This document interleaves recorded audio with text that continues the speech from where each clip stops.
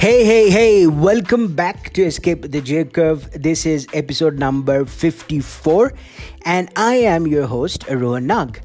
Listen, I am done promoting my book, it's behind me, and I am back with a new interview series. And my first guest on the interview series is none other than Pinky Rai. She is one of the founders and a major forces behind the YouTube channel Twins and the Other Girl. It's a channel focused on lifestyle and fashion and makeup and things like that. And it's I would say it's a providence that this interview happened, because one of my friends who is very judgmental about content on YouTube which belongs to Indian content creators, he doesn't like them at all. And he sort of suggested this channel to me a couple of weeks back. He said, dude, I really enjoy listening to this channel, although the content is nothing what I usually consume on YouTube. But I really like the personalities of the people who run this channel. They speak very well, they're very charismatic, and they produce good content. And the content is not crass at all, it's very classy. And you might enjoy interviewing one of the people from the channel on your show. I said, okay, let's give it a shot. And I reached out to Pinky on Instagram, and she said yes immediately. And we hit it off from the very first second, and it turned out to be a very good episode. So it contains a lot of gold nuggets for people who want to start a YouTube channel, but they have no idea where to begin. So we talk about how to start a channel, how to monetize a channel, how to grow and promote it, how to work with companies, how to work with brands and things like that. So I think it's very, very important for people who have an idea and they want to promote it on YouTube, but they don't know exactly where to get started. This would give you a step-by-step on how to do so. This episode is fabulous for that. And I really am inspired by these three girls. They're from Sikkim, and there aren't many or any content creators from Sikkim on YouTube, and they want to be the source of good content from Sikkim, and they want to really represent their state and make it big for Sikkim. So hats off to these girls. It's a fabulous episode, and do check out their channel, which is Twins and the Other Girls. Listen in. It's a fantastic episode with a lot of value, and I will catch you on the other side.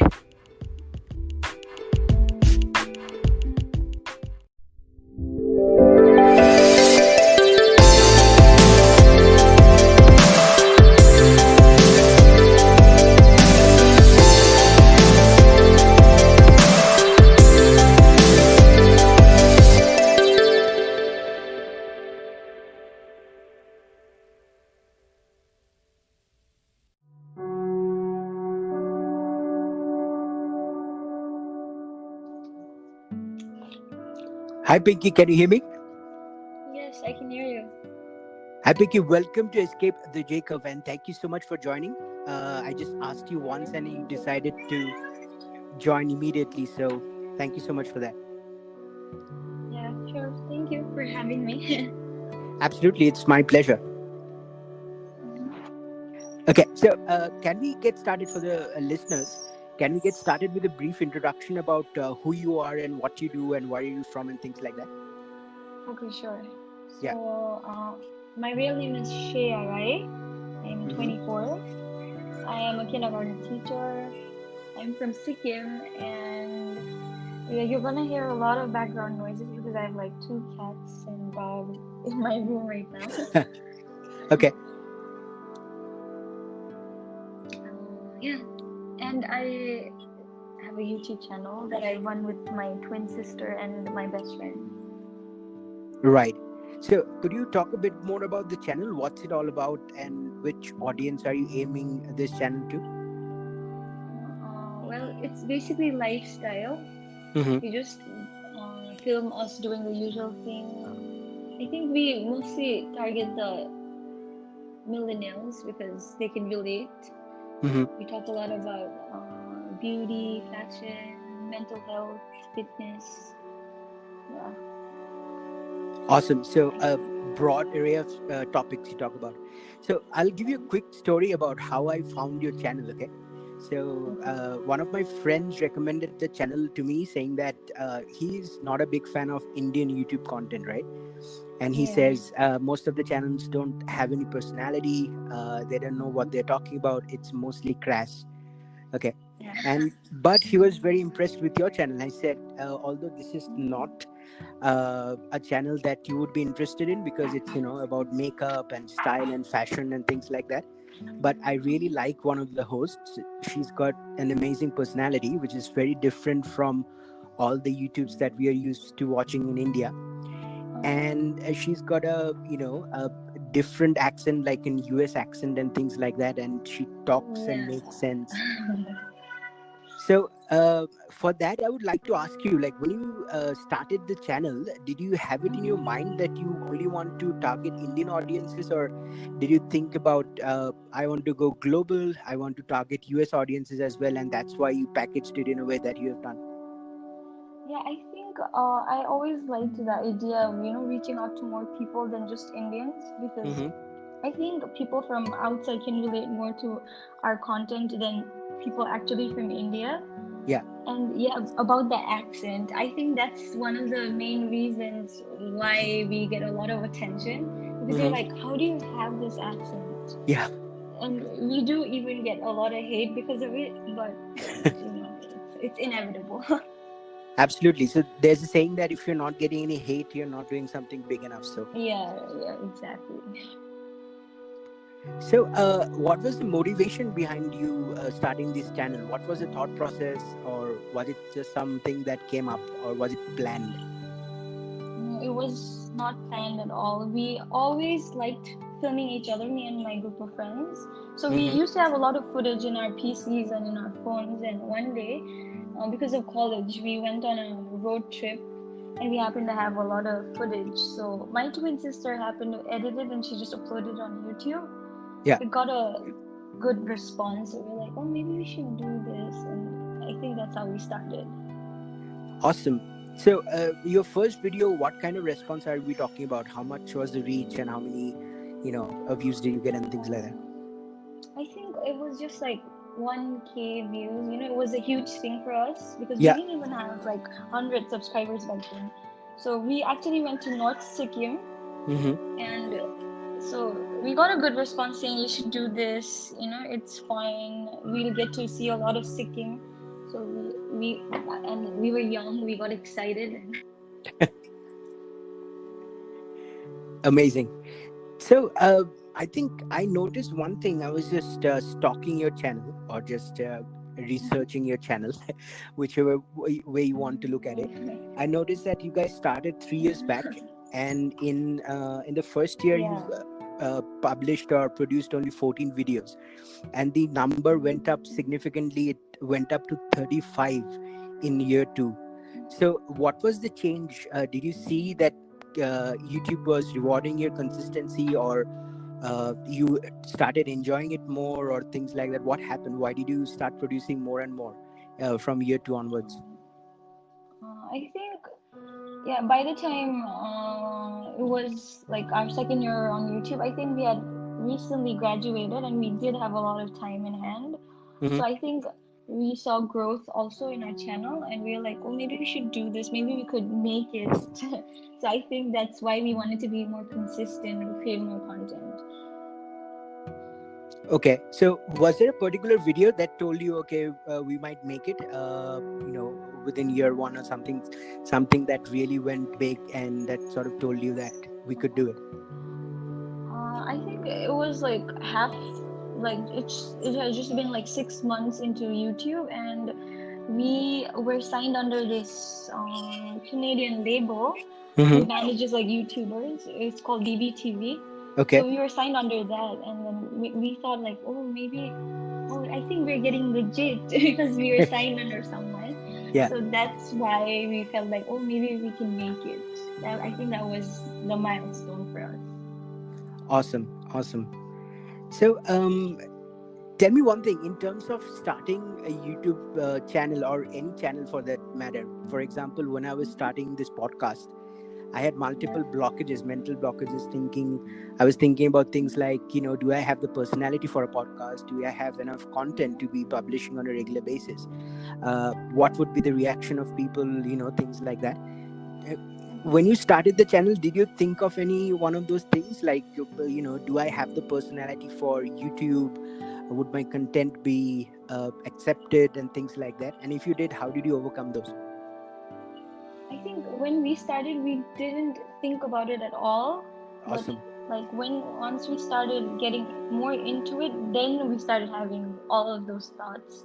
We Okay. did have mental breakdowns because of all the negative comments that were left behind. And I think having running a channel with two of my other close ones, I think we were there for each other to say like be like, no, it's okay, it's okay. So I think yeah, that helped because we run a channel like with friends, not just Mm-hmm. an individual. So I think that helped a lot. Awesome.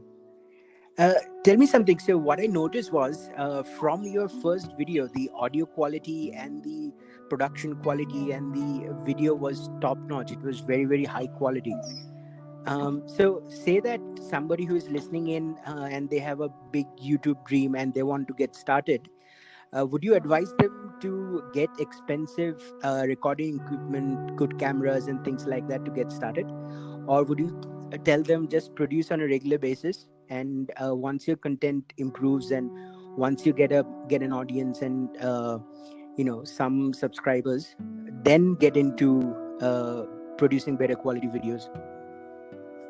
Yeah, I think you should, I still don't own an expensive camera, I still do it through my phone. I have an iPhone. Back then I started with iPhone 5, now I have iPhone 11. I Mm-hmm. think just being consistent helps, and once you start, making some money throughout of it, then maybe you can invest in it if you see progress.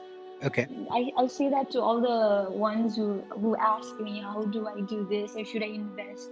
I'm like, no, just do what you gotta do with what you have. Mm-hmm. So I think that's what you should do. Personally, that's what I think.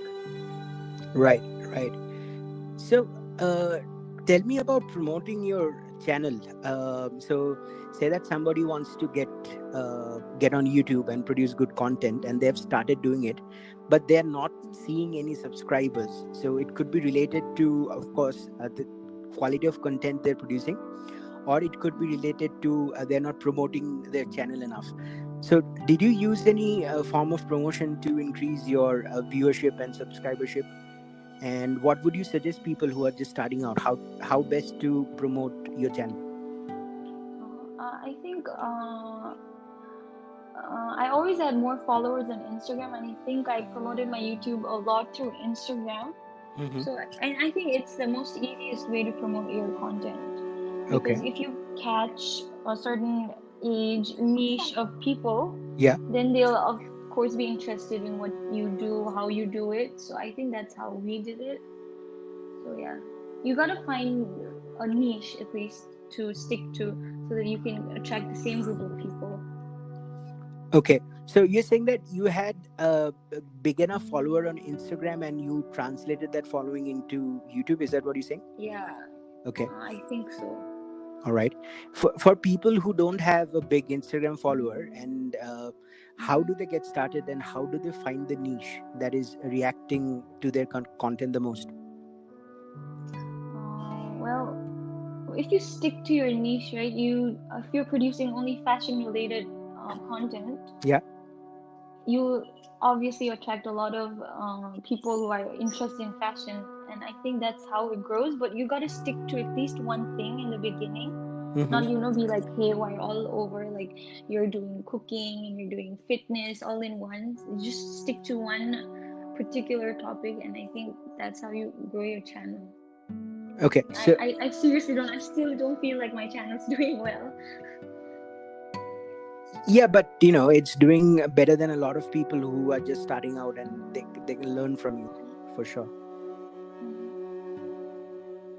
Okay, so let's talk a little bit about the work part of it, because I think most people think it's very easy to produce content on YouTube and become an YouTube superstar overnight. But from what I understand, you have to do your content research. Maybe you have to write a script, then you record it, you edit it. There's music, there's thumbnails, there's description, all those things, and people don't understand that. So walk us through for what is the process for you to produce a video. How long does it take? What amount of work do you have to put in to produce high quality content?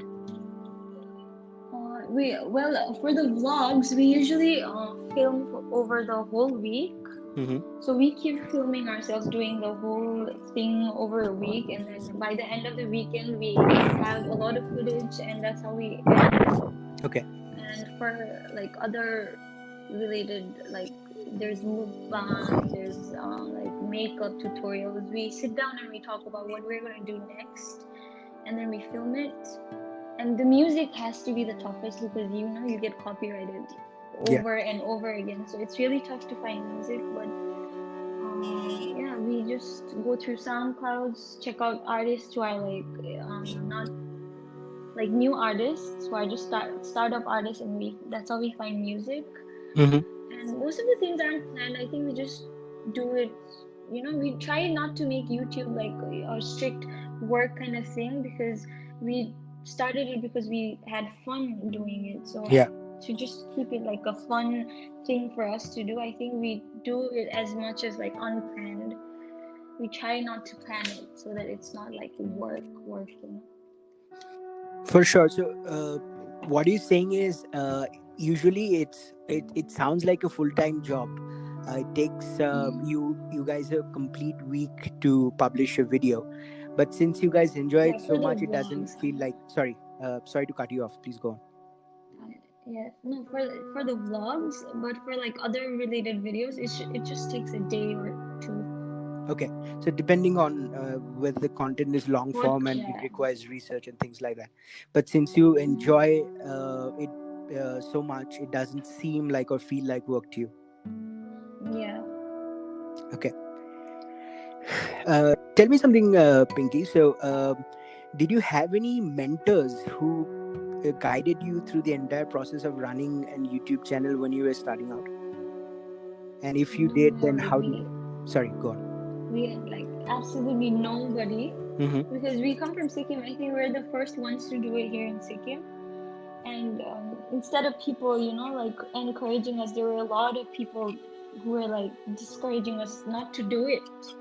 So we thank God, we're really blessed to have each other as friends. We just went with the flow. We just did what we had to do. Right. And when you bring up Sikkim, I was in Gangtok a couple of years back, and I have almost a crazy ghost story, which still brings me goosebumps. It was quite a fun time when I was there. Like ghost in a sense, like you were like kind of like haunted. Yeah, it was crazy. Like not haunted, but me and my friend, I think it was around July, peak monsoon. And me and my friend, we decided to go for a walk in the middle of the night. We were staying around the mall area. Do you know that there's a big bazaar there? Yeah. So we're staying there, and we went downhill. So people told us to go uphill towards the mall, but we went downhill, and it was completely dark.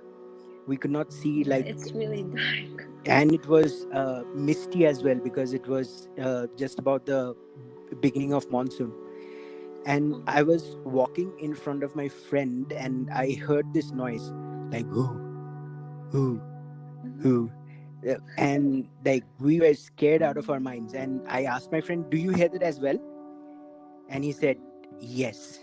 So all of a sudden I started running, and I see my friend looking back and going like, "Oh fuck," and he started running as well. And we didn't stop the entire way to the hotel. It was crazy. We found out what happened, what was the thing. We thought it was a wild animal or it could be something crazy, but it Yeah. turned out to be a water pump when we were investigating it the next day. Oh my god. Yeah, so water That pipeline must be pumping water and scary. bubbles forming, and that made that crazy sound. Oh. But Wow, yeah, fun that's story. really scary and funny. Yeah. Yeah, good times, good times. Mhm. So, in terms of the channel, again, for people who want to start a YouTube channel, talk us through the monetization part. How do you monetize it? Are you dependent on ad revenue? Do you do other stuff as well? Product promotion, brand promotions, things like that.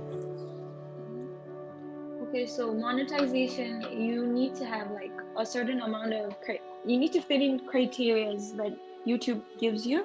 So you Mm-hmm. need to have at least 1K subscribers in order to monetize, to have AdSense in your content, right? Yeah. So, and the money you make through YouTube, if you are under YouTube, you only get the money after you make $100. Yeah. But if you're under some other company, Yeah. they do give you it on a monthly basis, but then they take like 40% of it, Okay. right? Yeah. And what else? Yeah, we do sometimes get brand promotions. It depends upon the company, like how much they're willing to pay us. Mm-hmm. Like for a short minute, like we give a rate, and if they agree, then yeah, that's how it's done. All right. But that doesn't happen overnight, of course. You have to build your subscriber base and Yeah, things like that. Okay. yes. Especially through brands, I think you need to have like at least 8 to 9K in order for them to notice you. Mm-hmm. Yeah, that's pretty much about it. Okay. Awesome. Now it's time for something fun. So I've added a new section to the podcast, which is called the quick answers, basically one short answer. So I give you a word or a statement, and you have to come up with a word or a phrase quickly. You cannot think about it, the first thing that comes to your mind. Oh my god. And Okay. it's going to be really simple. Yeah, and you're going to love it. And you cannot use a word twice. So there are 10 words or phrases that I have, but once you have said say you cannot use it for your next answer. So these are the only two rules. Okay, oh my god, I think I'm gonna suck at it. It's going to be fun, I promise, and you're Okay. going to love it. Okay, the first one, your favorite book, Bloodline. your favorite movie. Oh my god, no strings attached. Wow. Okay. Favorite musician. Miguel. Okay. uh Favorite movie character that has inspired you, or you find it very entertaining, the character. Oh my god, this is gonna be a tough one. I can name a character from the series, right? Sure, go for it. Oh my god, this is Eric Foreman from the 70s show. Oh, okay. Okay, fair enough.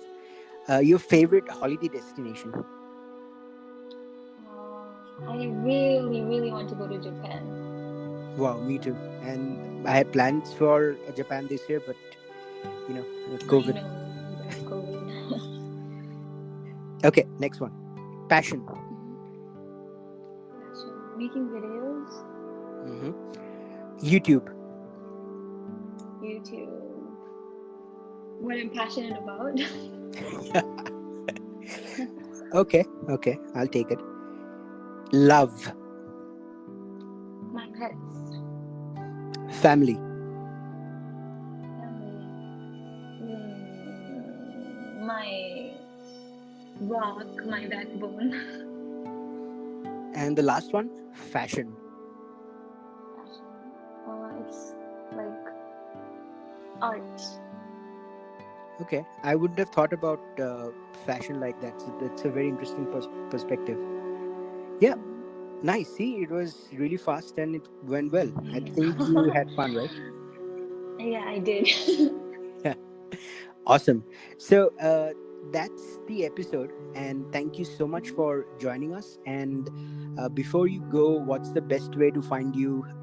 Do you want to plug in your YouTube channel or maybe your Facebook That's or great. Instagram? So, do you want to plug in your YouTube channel? Do you want to talk about what the name of the channel is, how to find it? Okay, sure. About YouTube, right? Yeah. Okay, so my YouTube, I should tell you the name, right? I'll also leave the link in the episode description so people can find it. But if you want to talk Okay. about it, yeah. Okay, so my YouTube channel's name is Twins and the Other Girl, and three girls run it. Like twins and her best friend, and we're from Sikkim, and we're like small town girls trying to, do something new in this small town where there isn't much till now in aspect of content creating, and I hope we're gonna be the change. Yeah, hopefully that's what we planned. And best of luck for that. And I have a feeling that you're going to be exactly that. You're going to be the change for sure. Thank you so much. No, thank you. Thank you for coming on the show. I think you've got some fascinating content for. Yeah, my pleasure. Like good content for people who want to start on YouTube. Thank you. Thank you. Bye-bye.